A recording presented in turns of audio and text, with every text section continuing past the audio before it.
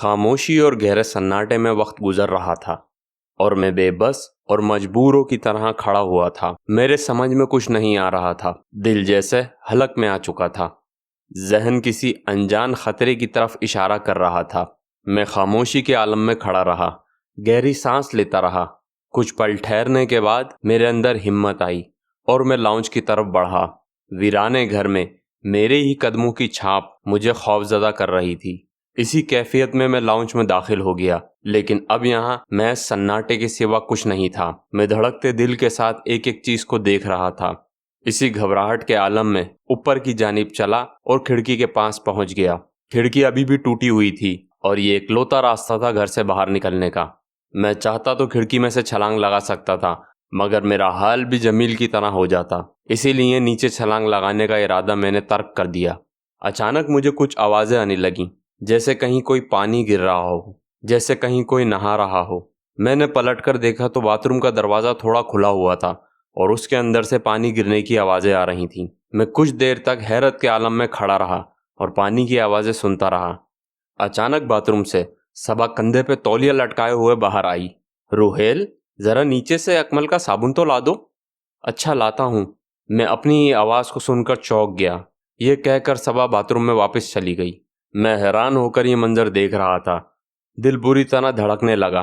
मुझे कुछ समझ में नहीं आया कि मेरी आंखों के सामने मेरी यादों का कुछ मंजर था।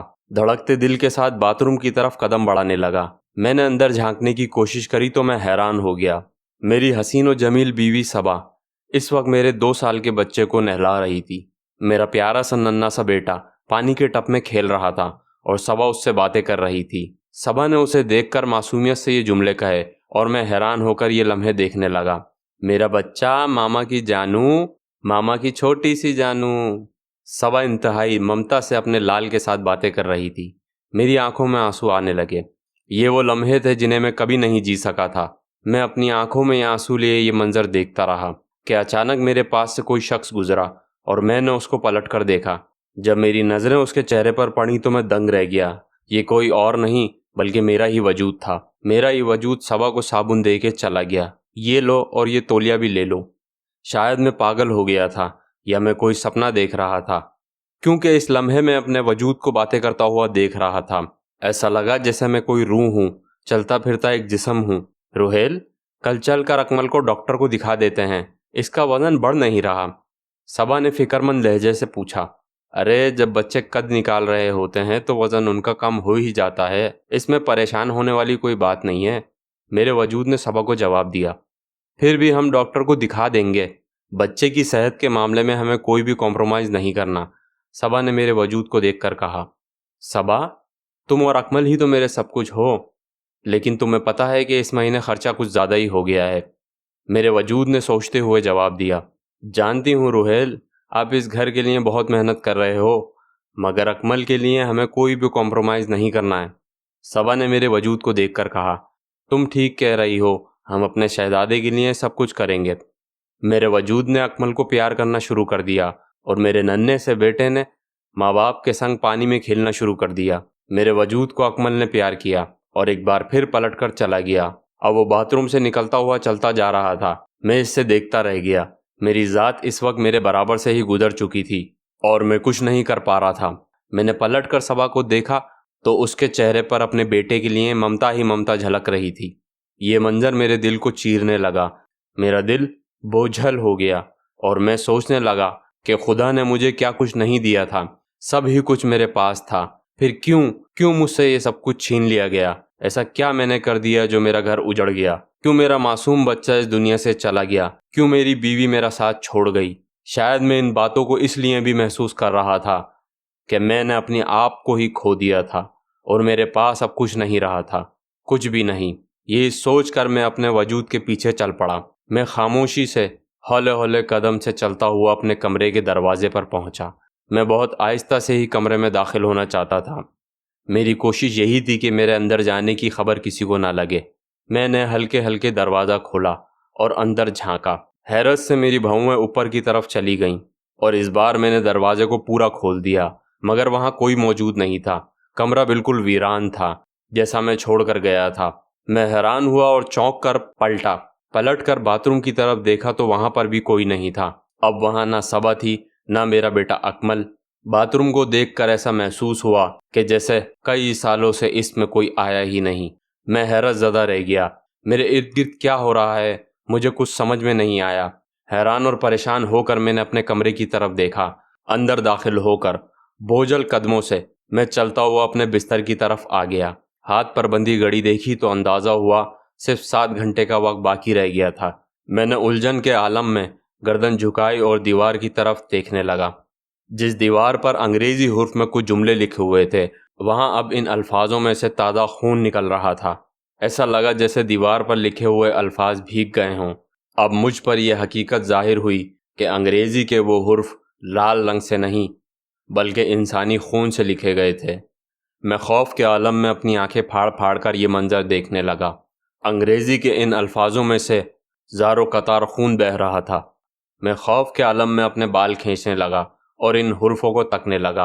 आखिर इन अल्फाजों का मतलब क्या हो सकता है? ये अल्फाज मुझे समझ में क्यों नहीं आ रहे? मैं कोशिश करके सोचने लगा, आखिर इन अल्फाजों का मतलब क्या हो सकता है, मगर मुझे कुछ समझ नहीं आया और ना ही कुछ याद आया।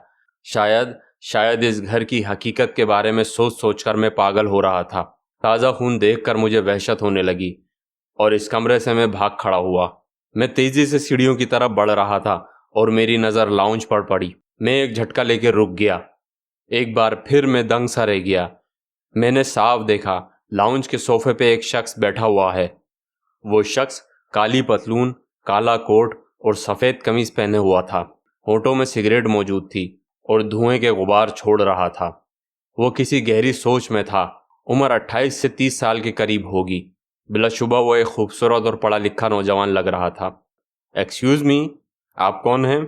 मेरे पूछने पर उसने चौंक के सीढ़ियों की तरफ देखा और वो हैरान होकर बोला, और इस घर में कैसे दाखिल हुए? यही तो मैं आपसे पूछने वाला था, आप कौन हैं और यहाँ क्या कर रहे हैं? मैंने उससे उल्टा सवाल किया। मेरा नाम डॉक्टर आदिल अंसारी है, मैं एक साइकेट्रिस्ट हूँ। उसने अपना छोटा सा इंट्रोडक्शन दिया और मैं दंग रह गया। इस घर में मरने वाला एक शख्स मेरी आंखों के सामने मौजूद था। मैं नहीं जानता था कि ये शख्स जिंदा है या मुर्दा। क्या मेरे सामने महज एक रूह की शक्ल में वो मौजूद था, या डॉक्टर आदिल जिंदा सलामत मेरी आंखों के सामने मौजूद था? मैं सकते के आलम में उसका चेहरा तकने लगा। दूसरी तरफ डॉक्टर आदिल मुझे देखकर थोड़ा सा घबराया। ऐसा लगा जैसे उसने आसेब देख लिया हो। घबराहट के आलम में वो मुझे तकने लगा। मैं सीढ़ियाँ उतरकर उसकी तरफ बढ़ा। डॉक्टर आदिल मुझे इस तरह आते हुए देखकर मजीद घबराने लगा। मैं उसे तकते हुए इत्मीनान से मरकजी दरवाजे की तरफ बढ़ा। दरवाज़ा खोलना चाहा तो दरवाज़ा खट से खुल गया। मैं हैरान रह गया। बाहर जाने का रास्ता खुला हुआ था। मैंने एक नज़र लाउंज पर डाली तो मोहम्मद वक्कास की लाश भी नज़र नहीं आ रही थी। क्या मैं कोई भयानक ख्वाब देख रहा हूँ, या जिस घर में इस वक्त मैं मौजूद हूँ वो आसेब ज़दा है? क्या ये सब कुछ महज एक ख्वाब है? उलझन के आलम में मैंने दरवाज़ा बंद किया और गहरी सांस लेने लगा। पलटकर उस शख्स का चेहरा देखा तो वो मुझे ही देख रहा था। क्या तुम्हें यहाँ कोई लाश नज़र आई? मैंने उसे देखते हुए पूछा। लाश? किसकी लाश? डॉक्टर आदिल ने हैरान होकर पूछा। वकास, मोहम्मद वकास साहब की लाश। उन्होंने अभी अभी तो दम तोड़ा है यहाँ पर। मैंने उसे देखकर बोला, ये वाकया तो करीब 1 हफ्ते पुराना है। यही जानने के लिए तो मैं इस घर में मौजूद हूँ। डॉक्टर आदिल ने हैरान होकर जवाब दिया। बकवास मत करो, यहाँ क्या हो रहा है ये जानने के लिए मैं यहाँ मौजूद हूँ, तुम नहीं। मैं इस घर का मालिक हूँ, मेरा नाम रोहेल है और मेरे जीते जी इस घर पे कोई कब्जा नहीं कर सकता। तुम तो वैसे भी मर चुके हो। मैंने गुस्से के लहजे में ये जुमले कहे और डॉक्टर आदिल मुझे देखने लगा। अचानक उसके लबों पर एक मुस्कुराहट आ गई। मैं समझ गया था, तुम मेरे ही मरीज हो। क्या मतलब? मैं चौंक कर पूछा। देखो, मैं एक साइकेट्रिस्ट हूँ, तुम्हारी साइकोलॉजी समझ सकता हूँ। तुम इत्मीनान से मेरे पास बैठो। वो हाथ बढ़ाकर बोला। खबरदार जो मेरे पास आने की कोशिश करी। मैं डर कर पीछे हट गया और डॉक्टर आदिल वहीं खड़ा रह गया। मैं जानता हूँ कि तुम जिंदा नहीं हो, तुम मर चुके हो। मर चुके हो तुम। ये सब मेरे साथ क्या हो रहा है मुझे कुछ समझ में नहीं आ रहा। अगर मैं मर चुका होता तो मैं तुम्हारे साथ बात कैसे करता? डॉक्टर आदिल ने इत्मीनान से पूछा। तुम इस घर में बसने वाले बस एक आसेब हो। तुम डॉक्टर आदिल की एक रूह हो बस, जो इस घर की गुलाम है। मैंने जल्दी जल्दी कहा। इस घर की गुलाम? लेकिन यहाँ तो कोई नहीं है। इसने इधर उधर देखकर कहा। मैं तुम्हारी बात कर रहा हूँ। मैं झिझक कर बोला, कौन मैं? मेरा नाम तो आदिल है। वह हैरान होकर बोला, तुम गुलाम हो? मैंने उकता कर कहा, गुलाम अंसारी मैं नहीं, मेरा कज़न है और वो तो अमेरिका में रहता है। मेरा नाम तो आदिल है। शायद आप मुझे गुलाम अंसारी समझ रहे हैं। वो खुश होकर बोला, तुम क्या पागल हो? मैंने गुस्से से आकर बोला, आधे से ज़्यादा साइकेट्रिस्ट वैसे भी पागल ही होते हैं। आदिल बराबर मुस्कुरा रहा था। उसके लगातार जवाबों से मुझे उकताहट होने लगी। मैंने दांत पीस कर कहा, देखो मेरी आंखों में धूल झोंकने की कोशिश मत करो। मैं जानता हूं तुम बस एक बदरू हो और कुछ नहीं। बदरू?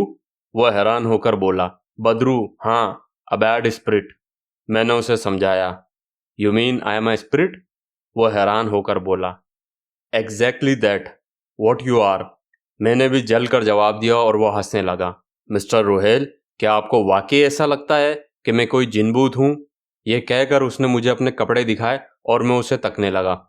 आपको आराम की ज़रूरत है। मेरी माने तो सोफे पर बैठ जाएं, फिर हम तसल्ली से बात कर लेते हैं। आपको घबराने की ज़रूरत नहीं मुझसे। उसने मुस्कुराकर इखलाक के जुमले मुझसे कहे और मैं हैरान होकर उसे देखने लगा। वो वाकई कोई साइकेट्रिस्ट था। मेरी नफ्सियात को बहुत अच्छी तरह समझ रहा था। मैं इस वक्त तैश में था, जबकि वो बिल्कुल इत्मीनान से बात कर रहा था। मेरे जोश और पागलपन को वो इत्मीनान से डील कर रहा था। मैं उसको देखने लगा। उसके लहजे से मुझे घबराहट महसूस होने लगी। मैंने उसका चेहरा देखा और हिम्मत करके आगे बढ़ा। वो इत्मीनान से अपनी जगह ठहरा हुआ मुस्कुरा रहा था।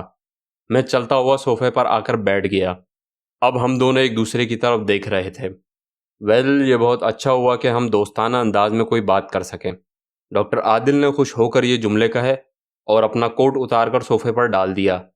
मैं इस लम्हे खामोशी से देखता रहा। अब कहिए, कौन हैं आप और ये सब क्या माजरा है? उसने मुझसे सवाल किया। मैंने सुना है मोहम्मद वकास के हादसे से पहले यहाँ कोई हादसा हुआ था। एक औरत और एक बच्चे को जालिमाना तौर पर मार दिया गया था। गालबन आप इस औरत के शौहर लग रहे हैं। डॉक्टर आदिल ने धीमे लहजे में मुझसे पूछा और मैंने हाँ में सर हिला दिया। क्या हुआ था? उसने तजस्सुस के साथ मेरे साथ सवाल किया। मैं उसका चेहरा देख रहा था। इतनी भयानक मौत इन्हें नसीब होगी, मैं ये सोच भी नहीं सकता। मासूम सा छोटा सा बच्चा, जब वो छोटे छोटे कदम बढ़ाकर तुम्हारी तरफ आता होगा तो तुम्हें सारी जिंदगी मिल जाती होगी। डॉक्टर आदिल सर्द लहजे में कहता गया। वो मुस्तकिल मुझे देख रहा था। मैं फर्श को तकने लगा। मेरी आंखों में आंसू नमूदार हो गए। दोस्तों, अगर आपको ये पार्ट अच्छा लगा तो हमारे चैनल को सब्सक्राइब करें और इस वीडियो को लाइक करें। शुक्रिया।